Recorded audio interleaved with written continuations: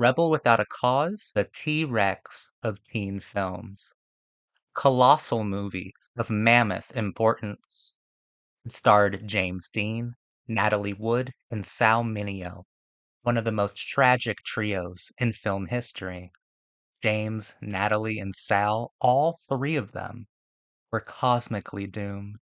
The film's heartbreaking climax takes place in a planetarium, Griffith Observatory, located in Los Angeles, where Jim Stark and Plato talk about the end of all things, themselves, hollow indifference of the universe, and the unending gloom of the uncaring stars.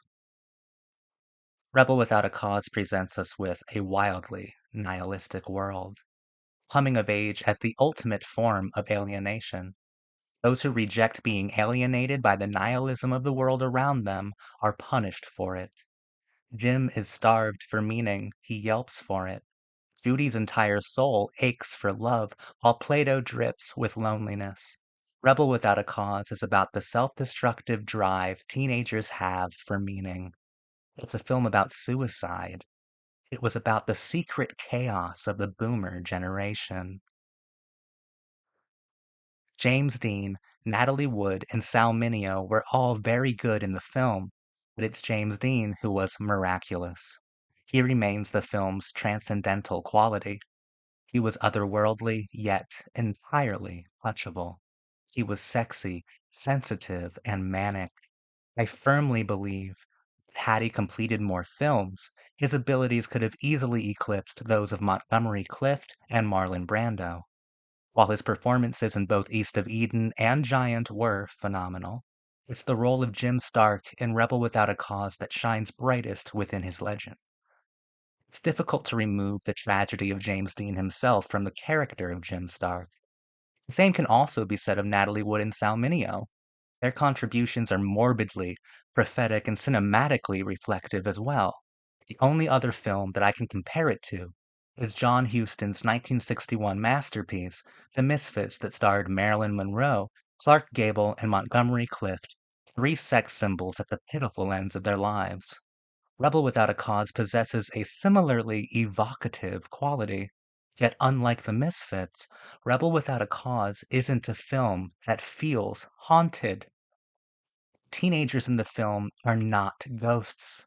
The tragedy of the film itself is that these kids are refusing to be ghost-like. They reject alienation and rebel against the meaningless, the complacent, the cowardly, and the unfeeling, speeding to find purpose, a moment to possess. Most significantly, they want to touch all of the sensations of experience itself and live eternally within the experiential qualities of existence. It's not only a very good teen film, but it can be an occasionally masterful one too. The scenes where we get the three of them together, Jim, Judy, and Plato, the foolish and sacred triumvirate, are precious. They represent a dynamic that has been seen time and time again within the genre it didn't even know that it was pioneering. To use as an example, I suspect John Hughes, the godfather of the teen film, the true architect of the genre, I suspect he knew that Ferris, Sloane, and Cameron were certainly analogous for Jim, Judy, and Plato. You have the trouble-making visionary, the defiant bombshell, and the suicidal misfit. Three entirely ungovernable teenagers writ large. I believe this beautifully balanced dynamic is the film's most enduring contribution to the coming-of-age genre.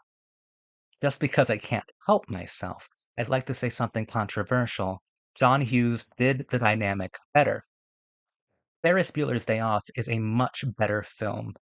Hughes borrowed the archetypal grammar of Nicholas Ray and told a film about nonconformity and victory. Baby boomer pessimism is passe, while the anarchic and fun soul of Ferris Bueller's Day Off is immortal and inspiring. Ferris Bueller's Day Off is a masterpiece, always. Rebel Without a Cause is only a masterpiece sometimes. Have you finished disliking the video? Good. Let's press on because we're almost finished. I simply compare the two films on account of the archetypal trios involved. Ferris Bueller's Day Off is definitely not alone in returning to the beautiful dynamic that can be found amongst the three leads of Rebel Without a Cause. There is something unmistakably precious about the ways these archetypes interact. The authority figures in Rebel Without a Cause are either cowards or pathetically ineffective. Jim, Judy, and Plato cry out for help from a world that is too alienated to understand how to. Buzz tells Jim he likes him before he drives off a cliff. Jim asks him why they're doing this, and he answers with, "You gotta do something, right?" Right? As a person who studies the coming of age genre in television, film, music, and literature, I admit it can be difficult to place Rebel Without a Cause within the ongoing narrative of the art form itself. It most certainly informed the genre before the genre was truly formed. That's it, isn't it? If Fast Times at Ridgemont High and 16 Candles were the building blocks of the teen genre, then Rebel Without a Cause was the primordial goo that formed the blocks themselves.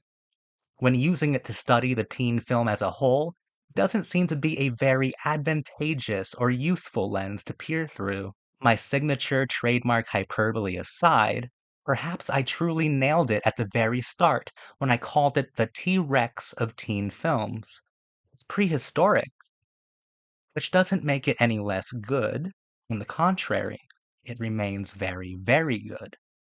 In fact, the primitive, ultra-violent philosophy of the film itself speaks volumes about the now fossilized, cinematic expressions of the baby boomer generation.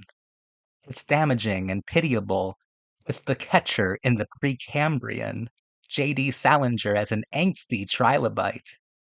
Rebel Without a Cause represents one of the earliest examples of artful teen cinema, and its artfulness is at its most visible when the film's worldview is at its most pathetic. It's a very sad film, and a very, very good one.